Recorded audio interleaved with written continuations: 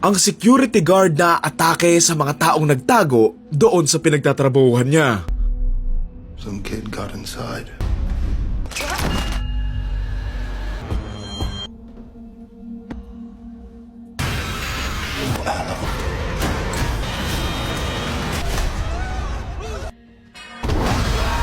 Ang grupo ng mga aktivista ang pasikretong magtatago sa loob ng isang furniture store para i-vandalize ito.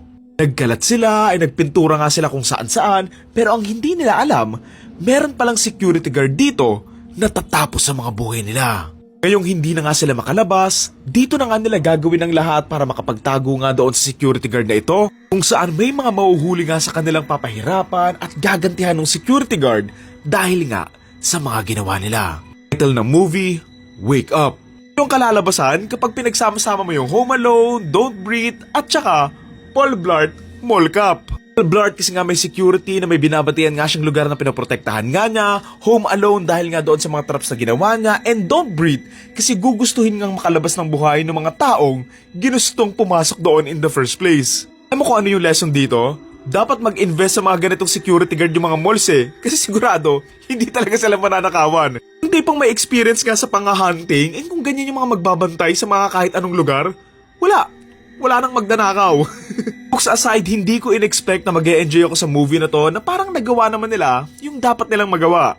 Also like kung paano nga nila sinet up and pinakilala nga itong mga taong nagtago nga doon sa loob ng furniture store, tapos kung sino, itong security guard na hahabol sa kanila. Iisipin mo talaga, sobrang nakakatakot na kalaban tong security guard na to kasi bukod sa ang laki na nga niya, sanay pa siyang mang-hunting, so alam mo yun, wala talaga silang tsansang mabuhay. Also like how they introduce him na pinakilala nila siya agad na hindi nga siya mentally okay and unstable nga siya, kaya nung may nanakit nga doon sa taong nag-aalaga sa kanya, ayun, doon na nga siya nag-snap.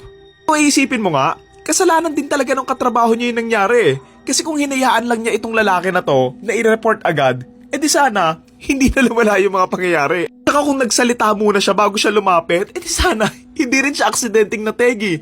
Kasi dahan-dahan pa siya, yan tuloy, nategi siya. Yung nagustuhan ko rin pala dito, yung mismong mga tatakas nga dito. Kasi ayun yung mahalaga sa isang horror survival movie yung mga biktima. Kasi dapat valid yung reason kung bakit sila nandoon, at at the same time, dapat ba silang i-root na makaligtas or hindi nga?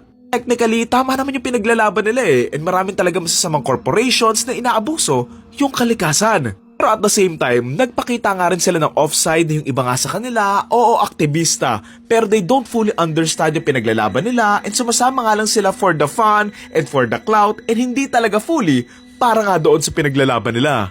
Gustuhan ko rin pala dito na hindi nga predictable kung sino nga yung makakaligtas hanggang dulo, na hindi ko in-expect na itong mga characters pala na to yung huling matitegi Like the premise, and yeah, I know it's cliche, pero okay naman din yung story na sinetap nila. Ayun nga lang, medyo lackluster lang talaga yung third act. Became dragging lang and honestly, medyo nakasira ng momentum yung part na pinaglinis nga sila ng security guard tapos papakawalan na daw sila.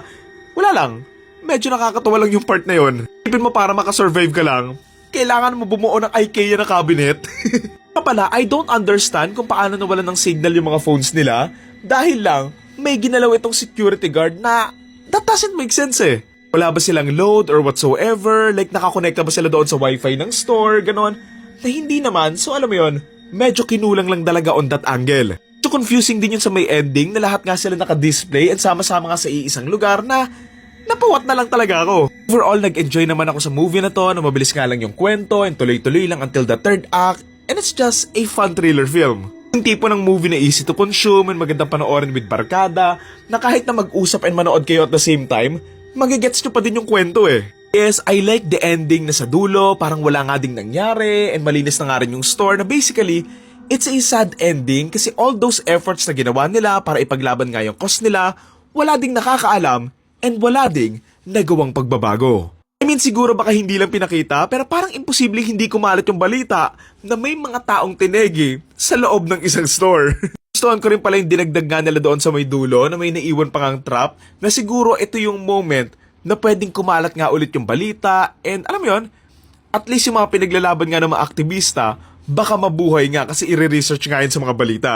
Again, ang title ng movie ay Wake Up and ang torta rating ko for this film ay 6.5 out of 10.